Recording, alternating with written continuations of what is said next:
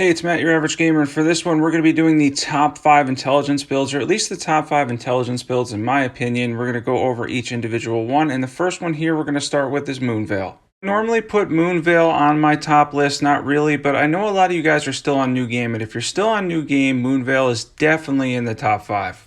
I decided to give it a little bit of an honor in this video. I don't usually include it in my top 5. I'd probably, in most circumstances, on New Game Plus 7 and beyond, replace this with Wing of Astal, but if you're on the first couple New Game cycles before Moonveil has a little bit of a drop-off, it can be really powerful. What is the reason for that? The reason for that is because you're getting the magic damage, you're getting the good dexterity scaling, and then on top of that, you do get some posture damage as well. Now, Radahn is a little bit difficult to posture break, but overall, for most bosses, if you're using the charge attack on the Ash of War, it does good posture damage. As you can see on screen, even New Game Plus 7 against Radahn, it does good damage, but as far as the late game bosses and some of the tankier bosses in the game, they end up being a little bit more challenging as you go on throughout New Game Plus cycles with Moonveil specifically because it has a little bit of a drop off.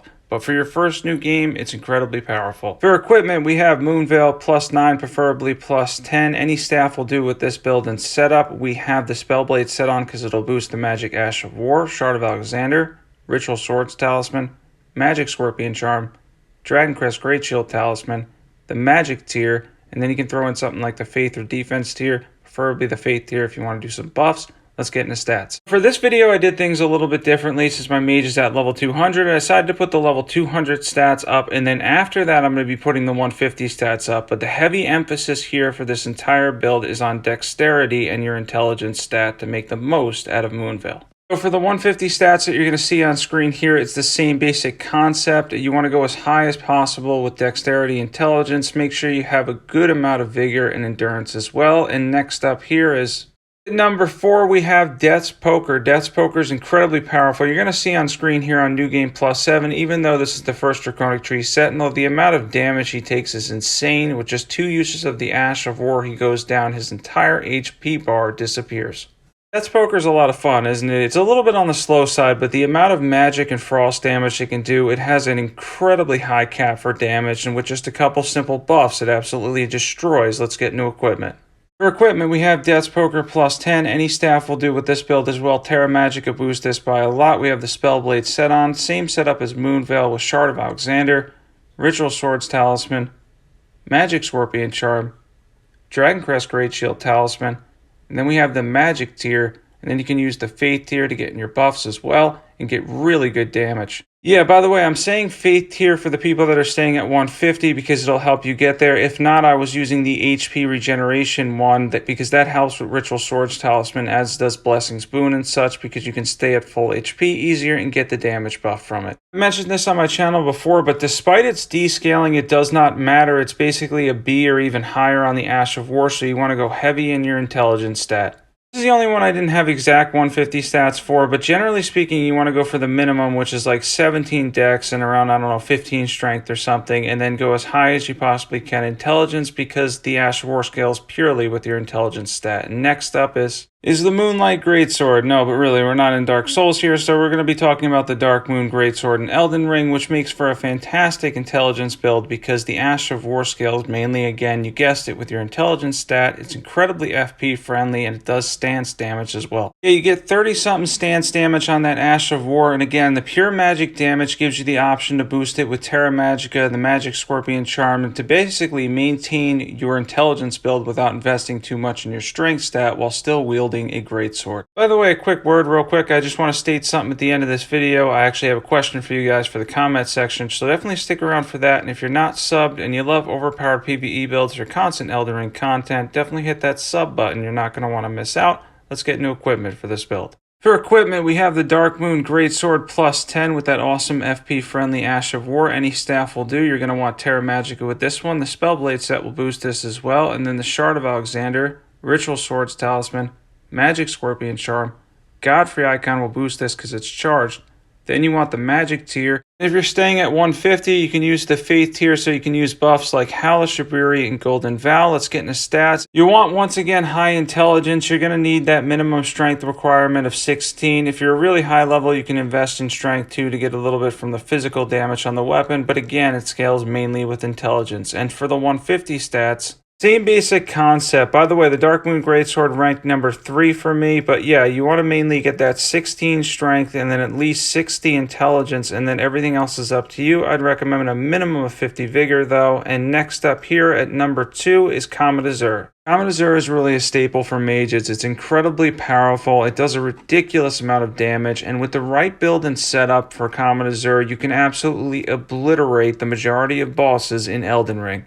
Yeah, the right Comet Azur build for yourself is going to be basically whatever you can buff and whatever you can put together, because the damage cap on Comet Azur it's nearly like infinite. It does a ridiculous amount of damage. There's people that have used it in Takedown Right Card. It's really incredible how much damage you can get out of it. If you want to add Howl, if you want to add Golden Vow, Terra Magica, Magic Tier, whatever you want to put together, Comet Azur is incredibly powerful. Let's get new equipment.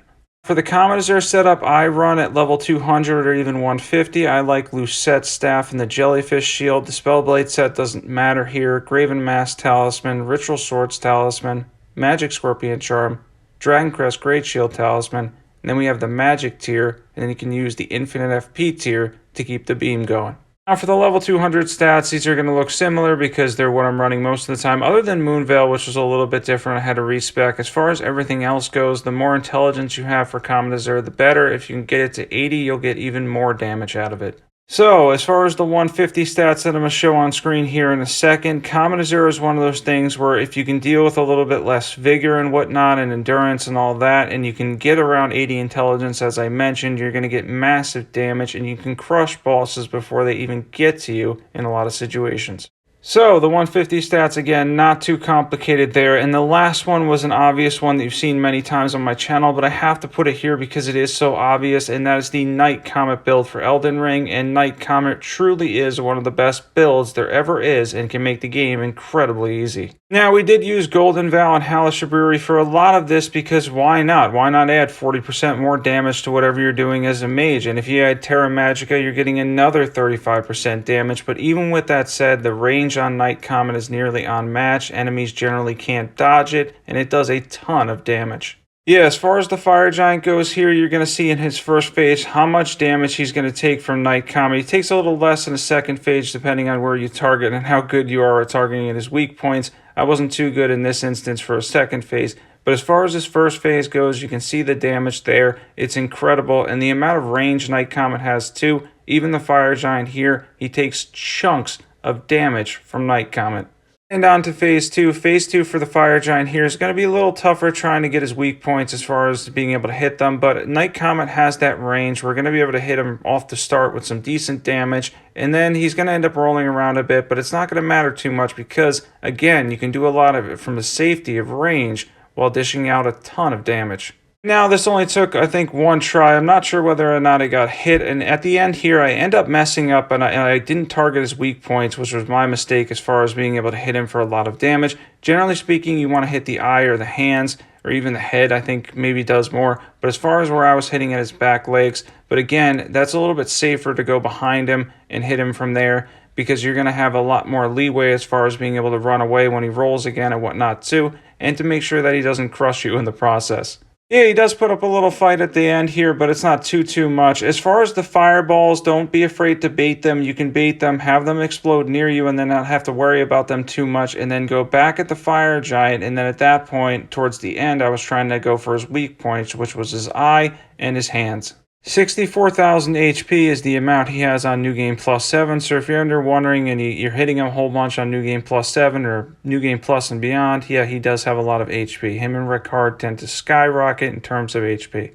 Right after taking the Fire Giant down on New Game Plus 7 with Night Comet, we're going to get into equipment for this incredibly powerful build. And for equipment, if you're a really high level, you want to go with the Prince of Death Staff. If not, you want to use 2 Staffs of Loss to get a 60% damage on the boost. If you can only get 1, you can use the Jellyfish Shield in your offhand, then Graven Mask Talisman, Ritual Swords Talisman, Magic Scorpion Charm, Godfrey Icon, the Magic tier, and then you're going to want the Faith tier if you're staying at 150 for buffs. And as far as stats go at 200, you want to go as high again as intelligence as you can possibly get to. And then as far as the 150 stats that I'm going to show on screen here in a minute, the main thing with Night Comet is you don't have to have an incredible amount of intelligence. Generally speaking, you're going to want to get to 60 intelligence, and then you want 23 faith, and that'll get you to 33 faith with the faith tier, because you don't need the infinite FP tier for this. So you can use the magic tier and then the faith tier, and then you can use Halash and Golden Vow to get another 40% boost on the damage, on top of that 60% boost you have with the 2 Staves of Loss and then Terra Magica.